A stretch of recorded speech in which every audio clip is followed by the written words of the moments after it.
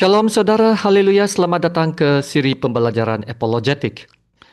Kiranya kasih karunia dan damai sejahtera melimpahi Anda oleh pengenalan akan Allah dan akan Yesus Tuhan kita.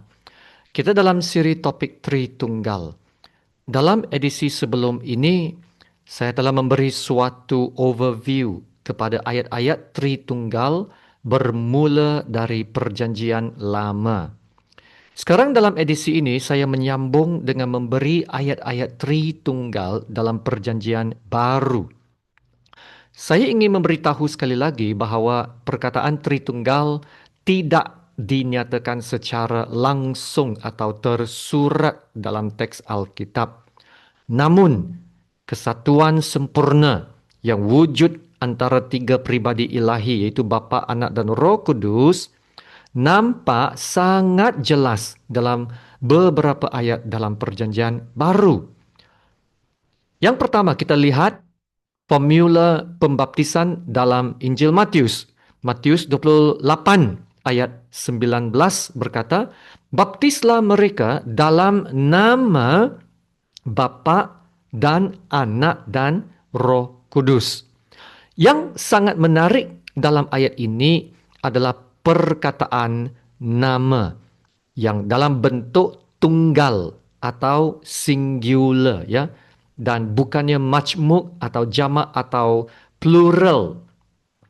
Walaupun ada tiga nama, yaitu Bapa, Anak dan Roh Kudus, tetapi namanya adalah tunggal, singular, bukan jamak. Ini menunjukkan ketiga-tiga pribadi ini berada dalam suatu kesatuan yang sempurna, berkongsi suatu sifat ilahi yang sama. Dan ini secara langsungnya menyangkal anggapan politeisme, yaitu penyembahan banyak Tuhan atau banyak dewa. Kita tidak menganut atau menyembah politeisme. Kerana ketiga-tiga pribadi, Bapa, Anak dan Roh Kudus bukannya tiga Tuhan. Tetapi satu Tuhan yang wujud dalam tiga pribadi ilahi yang tinggal dalam kesatuan yang sempurna. Ayat kedua adalah peristiwa semasa pembaptisan Yesus dalam Matius 3, 16 dan 17. Saat Yesus dibaptis, Roh Kudus turun seperti merpati dan suara Bapa terdengar dari syurga. Ayat ini menunjukkan ketiga-tiga pribadi hadir bersama dan ketiga-tiga pribadi ini bukan pribadi yang sama, tetapi pribadi yang berbeza, yang wujud dalam kesatuan yang sempurna. Yaitu kita dapat lihat Yesus dibaptis dan selepas itu Roh Kudus turun seperti burung merpati dan selepas itu barulah terdengar suara Bapa dari syurga. Maka sangat jelas menunjukkan ada tiga pribadi ilahi yang berbeza, namun tinggal dalam kesatuan yang sempurna. Ayat yang ketiga, Yohanes 14 ayat 16 dan 17. Di sini berkata, "Aku akan minta kepada Bapa dan ia akan memberikan kepadamu seorang penolong yang lain." Perhatikan dalam ayat ini berkata, "Aku akan minta kepada Bapa." Aku yang dimaksudkan itu adalah Yesus. Yesus akan minta kepada Bapa untuk memberikan kepada kita seorang penolong yang lain. Kenapa bukan sekadar disebut penolong, tetapi ditambah dua perkataan di belakangnya, penolong yang lain. Kenapa mesti disebut penolong yang lain? Kerana penolong ini bukan Bapa dan bukan Anak. Itulah sebabnya kita percaya bahwa Tritunggal senantiasa hadir dalam tiga pribadi yang berbeza.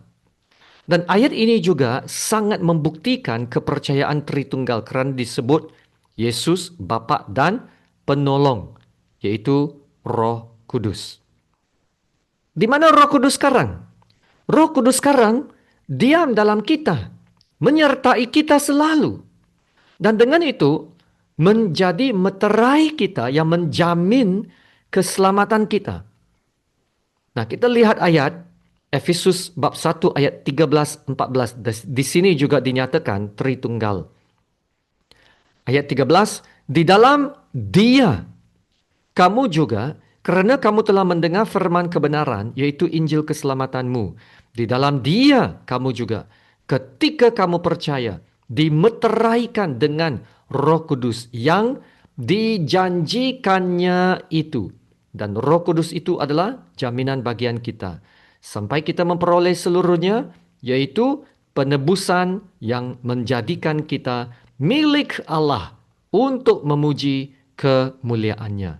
Di sini berkata, di dalam Dia kamu juga. Ini adalah Yesus, di mana Yesus adalah pusat keselamatan bagi semua umat manusia yang berdosa. Di dalam Dia, ya, pusat keselamatan. Dimeteraikan dengan Roh Kudus yang juga adalah jaminan bagian kita. Dalam ayat 14, ya, disebut di sini jaminan bagian kita. Bermaksud Roh Kudus mengambil peranan yang sangat penting sebagai meterai dan jaminan keselamatan kita. Dan yang dijanjikannya itu, dan di sini berkata yang menjadikan kita milik Allah untuk memuji kemuliaannya. Yang ini sudah pastinya adalah Allah Bapa yang menjanjikan Roh Kudus kepada kita, ya, seperti mana yang kita lihat tadi dalam ayat Yohanes 14 ayat 26. Dan Allah Bapa telah merancang keselamatan kita dari awal lagi. Semuanya ini untuk memuji kemuliaannya. Amin.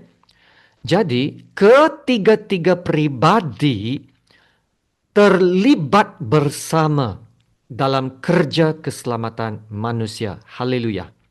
Dan ayat yang kelima adalah 2 Korintus ayat 13, bab 13 dan ayat 13. Kasih karunia Tuhan Yesus Kristus dan kasih Allah dan persekutuan Roh Kudus menyertai kamu sekalian. Perhatikan sekali lagi, ketiga-tiga pribadi Allah Bapa, Tuhan Yesus Kristus dan Roh Kudus disebut, ya, disebut dengan nama berasingan dengan peranan yang berbeza dalam perhubungannya dengan orang-orang percaya. Dan perhubungan kita dengan Tuhan Allah adalah suatu perhubungan yang sangat istimewa dan unik, yang berakar dan bertumbuh dalam kasih Allah bagi kita yang percaya. Haleluya. Nah, lihat sekali lagi Yohanes 14 ayat 16, ya. Kita kembali kepada Yohanes 14 ayat 16 berkata, Aku akan minta kepada Bapa dan Ia akan memberikan kepadamu seorang penolong yang lain supaya Ia menyertai kamu selama-lamanya. Jadi menurut ayat ini, siapa yang tinggal di dalam kita sekarang? Yang tinggal di dalam kita sekarang adalah Roh Kudus. Tapi lihat sekarang, ayat 20 pula dalam bab yang sama, bab 14. Di sini berkata, pada waktu itulah kamu akan tahu bahawa aku di dalam Bapa-Ku dan kamu di dalam aku dan aku di dalam kamu. Jadi sekarang, siapa yang tinggal dalam kita menurut ayat 20 ini? Tuhan Yesus dalam ayat 20. Dan sekarang lihat pula ayat 23. Bab yang sama, bab 14. berkata, jika seorang mengasihi aku, ia akan menuruti firmanku, dan Bapakku akan mengasihi dia, dan kami akan datang kepadanya dan diam bersama-sama dengan dia. Jadi sekarang menurut ayat 23 ini, siapa yang tinggal di dalam kita? Siapa yang kami dalam ayat ini? Ini adalah Tuhan Yesus dan Allah Bapa. Wow. Jadi saudara, siapa yang tinggal dalam kita menurut ayat yang ini, tiga ayat ini? Yang tinggal dalam kita sekarang ini adalah ketritunggalan Allah. Allah Bapa, Anak, dan Roh Kudus. Apa yang saya dapat dalam 3 ayat ini adalah ketika ketritunggalan Allah diam di dalam kita, kita dapat merasai, mengalami, dan memiliki kepenuhan Allah. Ya saudara, kepenuhan Allah. The fullness of God. Kepenuhan Allah itu sekarang diam dalam kita. Dan saudara, sekiranya kepenuhan Allah diam di dalam kita, hidup kita tidak boleh menjadi sama lagi. Ini adalah karena ketritunggalan Allah akan terus bekerja dalam hidup kita, menyempurnakan keselamatan dan iman kita. Haleluya. Amin. Dan inilah pentingnya kita percaya kepada ketritunggalan Allah yang menyempurnakan keselamatan kita dan yang membawa kita kepada perhubungan yang paling istimewa, perhubungan yang paling intim dan pribadi bersama Allah Bapa yang kekal. Oh, haleluya. Jadi marilah kita bersyukur kepada Allah Bapa yang baik. Dan petikan Tritunggal terakhir yang ingin saya bentangkan adalah doa Paulus dalam Efesus 3. Mari kita jadikan petikan ini sebagai doa kita bersama. Haleluya. Bapa kami yang di surga, terpujilah namamu yang tertinggi, yang layak menerima segala penyembahan, kemuliaan, kuasa, dan hormat. Inilah doa kami.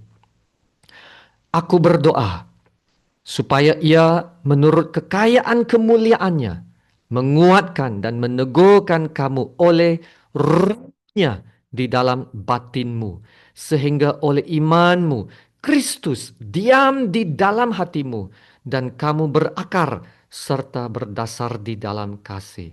Aku berdoa supaya kamu bersama-sama dengan segala orang kudus dapat memahami betapa lebarnya dan panjangnya dan tingginya dan dalamnya kasih Kristus, dan dapat mengenal kasih itu sekalipun ia melampaui segala pengetahuan.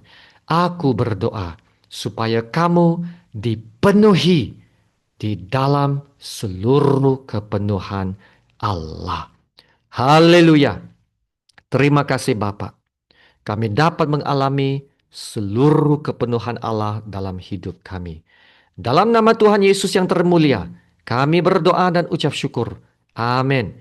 Kasih karunia Tuhan Yesus Kristus dan kasih Allah dan persekutuan Roh Kudus menyertai Anda sekalian. Amin.